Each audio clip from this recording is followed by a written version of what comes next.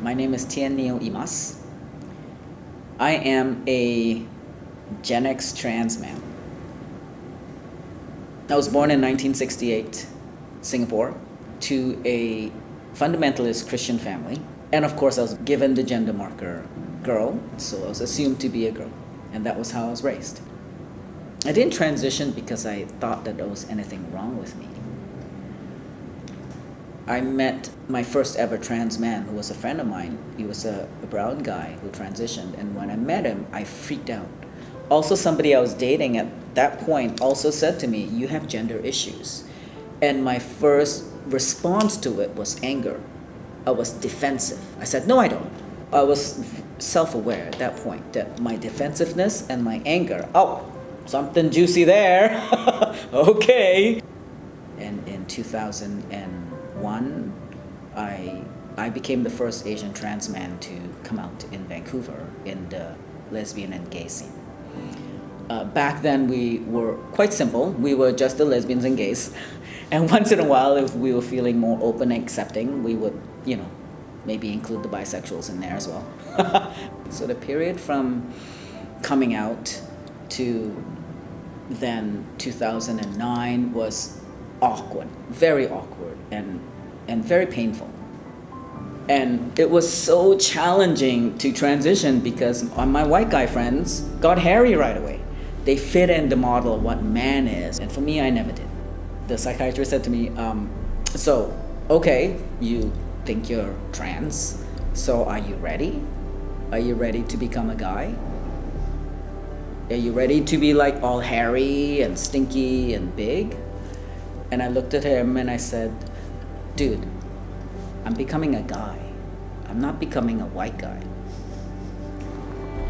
I think that the only thing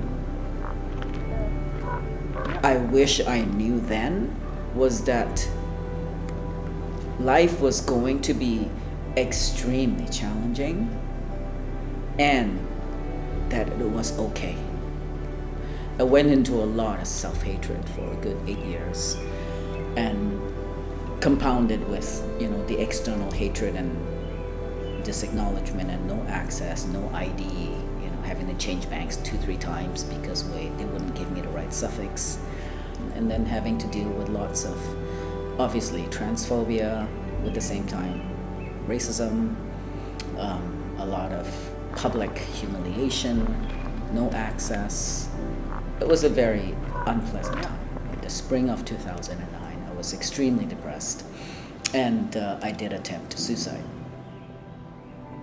The next day when I woke up,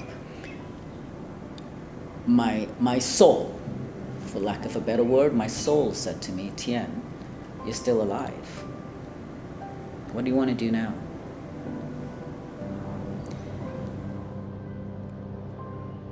If you're gonna stick around on Earth, just make me this one promise, okay? If you're gonna stick around on Earth, make sure you have a freaking good time. Discovering joy and making space for joy is my number one thing. We're not saying forget all that stuff. Be real, yes, be real. Go sign that petition, go march that march, go read that book, educate yourself, and go fight the good fight, but spend a lot more time being in joy. In 2007, I created the first ever trans celebration in the world.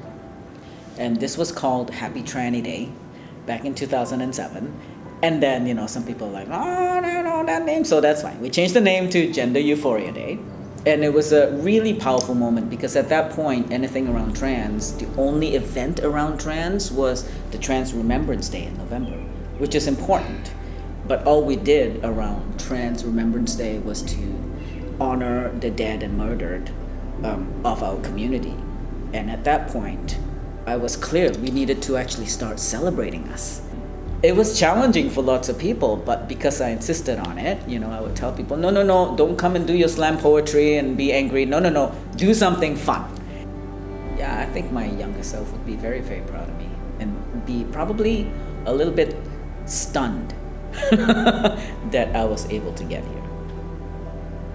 I love that the community has expanded and grown to be so much more welcoming and open and loving and generous in its embracing of the diversity of humanity. It's time to actually show the world how colorful we can be.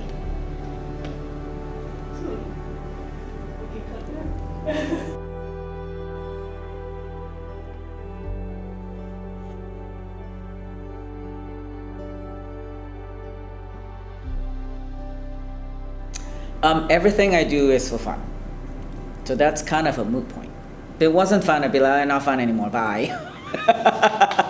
Someone will be having a very serious conversation that's like, really?